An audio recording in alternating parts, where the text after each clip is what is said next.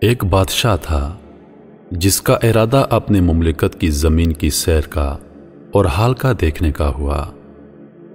بادشاہ کے لیے شاہانہ جوڑا منگوایا گیا۔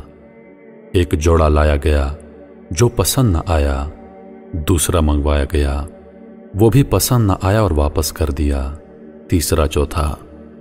غرض بار بار کے بعد نہایت پسندیدہ جوڑا پہن کر سواری منگوائی گئی۔ ایک عمدہ گھوڑا لایا گیا، وہ پسند نہ آیا، اس کو واپس کر کے دوسرا، تیسرا، چوتھا منگوایا گیا۔ جب وہ بھی پسند نہ آیا تو سب گھوڑے سامنے لائے گئے۔ ان میں سے بادشاہ نے بہترین گھوڑا پسند کر کے اس پر سوار ہوا۔ شیطان مردود نے اس وقت اور بھی نخوت ناک میں پھونک دی۔ بادشاہ نہایت تکبر سے گھوڑے پر سوار ہوا۔ حشم و خدم، فوج، پیادے سب ساتھ چلے، مگر بڑائی اور تکبر سے بادشاہ ان کی طرف دیکھنا بھی گوارا نہ کرتا۔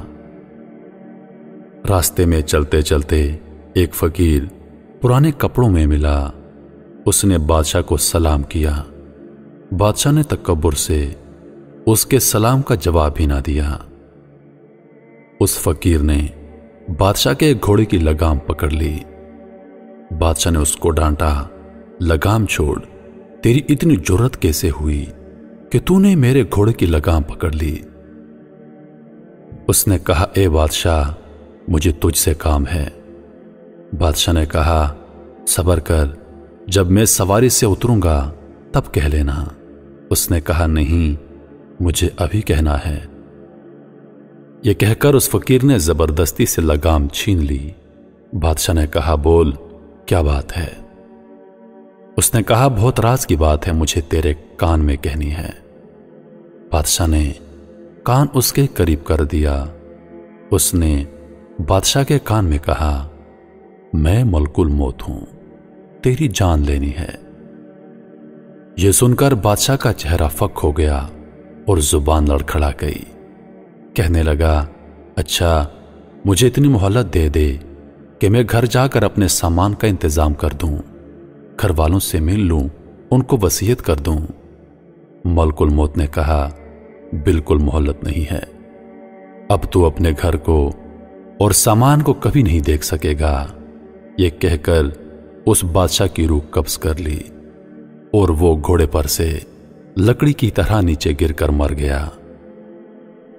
اس کے بعد وہ فرشتہ ملک الموت ایک نیک مسلمان کے پاس گیا۔ وہ نیک بندہ بھی کہیں سفر پر جا رہا تھا۔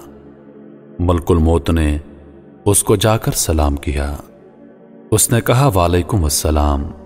ملک الموت نے کہا، مجھے تیرے کان میں ایک بات کہنی ہے۔ اس نے کہا، جی بالکل کہیے۔ ملک الموت نے اس کے کان میں کہا، میں ملک الموت ہوں، آپ کی روح قبض کرنے آیا ہوں۔ اس آدمی نے کہا، بہت اچھا کیا آئے ہو، بڑا مبارک ہے ایسے شخص کا آنا جس کا فراق بہت طویل ہو گیا تھا۔ مجھ سے تو جتنے آدمی دور ہیں ان میں کسی سے بھی ملاقات کا اتنا اشتیاق نہ تھا جتنا آپ کی ملاقات کا تھا۔ فرشتے نے کہا، تم جس کام کے لیے گھر سے نکلے ہو اس کو جلدی پورا کر لو۔ اس آدمی نے کہا، مجھے اللہ تعالیٰ سے ملنے سے زیادہ محبوب کوئی کام نہیں۔ فرشتے نے کہا، تم جس حالت پر مرنا اپنے لیے پسند کرتے ہو میں اسی حالت میں آپ کی روح قبض کروں گا۔ اس آدمی نے کہا، کیا تمہیں اس بات کا اختیار ہے؟ فرشتے نے کہا، اے شخص، مجھے یہی حکم دیا گیا ہے کہ تمہاری خوشی کو دیکھوں۔ اس آدمی نے کہا، اچھا، تو مجھے وضو کر کے نماز پڑھنے دو، اور جب میں سجدے میں جاؤں تو میری روح قبض کر لینا۔ چنانچہ اس آدمی نے نماز شروع کی اور سجدے میں اس کی روح قبض کی گئی۔ میرے محترم عزیز دوستو، کہتے ہیں کہ جب کسی گناہگار، کسی ظالم، کسی بدبخت کی روح قبض کی جاتی ہے تو ایسے کی جاتی ہے کہ جیسے کسی کانٹے دار پودے پر ریشم کا کپڑا ڈالا جائے اور اس کو کھینچا جائے تو وہ تار تار ہو جاتا ہے۔ اور جب کسی نیک انسان کی روح قبض کی جاتی ہے تو ایسے کی جاتی ہے کہ مکھن میں اگر کوئی بال ہو اور اس بال کو نرمی کے ساتھ نکالا جائے اللہ پاک ہم سب کو سمجھنے اور نیک اعمال کرنے کی توفیق عطا فرمائے، آمین۔